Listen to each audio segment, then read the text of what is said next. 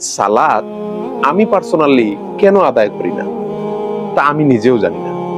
হাশরের ময়দানে মহান আল্লাহ তাআলা সর্বপ্রথম বান্দার নামাজের হিসাব নেবেন এবং আমি একজন মুসলিম কিনা সেটা বলে দিচ্ছে আমার সালাত। আল্লাহর রাসূল সাল্লাল্লাহু আলাইহি ওয়াসাল্লাম বলেছেন যে মুসলিম এবং অমুসলিমদের মধ্যে একমাত্র পার্থক্যই হচ্ছে সালাত।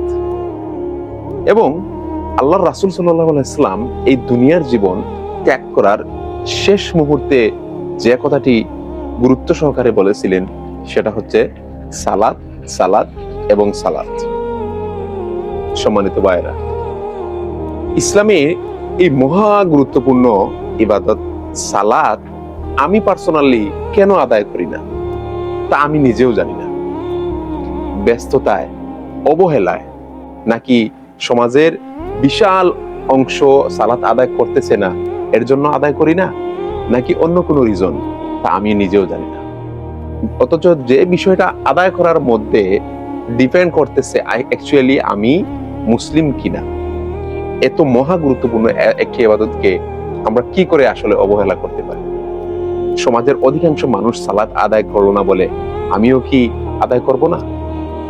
আমিও কি হাশরের ময়দানে সেম ভাবে সমাজের অধিকাংশ মানুষ যেমন প্রশ্নের সম্মুখীন হবে, আমিও কি চাই সেম ভাবে তাদের এই প্রশ্নের সম্মুখীন হতে?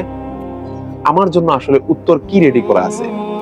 যখন হাশরের ময়দানে সর্বপ্রথম আল্লাহ তাআলা নামাজের হিসাব চাইবেন আমার কাছে, নিজেকে প্রশ্ন করুন এবং নিজের নফসের কথা না শুনে আজ থেকে আপনি নামাজকে গুরুত্ব দিন এবং মৃত্যু পর্যন্ত আল্লাহর কাছে এই দোয়া করুন যাতে আল্লাহ তাআলা আমাদেরকে নামাজের মতো গুরুত্বপূর্ণ এই ইবাদতের মধ্যে শামিল রাখেন।